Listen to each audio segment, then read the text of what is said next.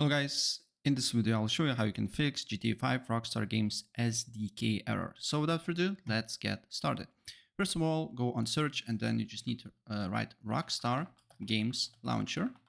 And then you just need to right click on it, open file location. You should find Rockstar Games Launcher here, right click again, open file location. On this window here, scroll up until you see redistributables and then social club. And then you should see social club setup exe. Click on it. Press yes, select the language here, and then install. And after that, it should work.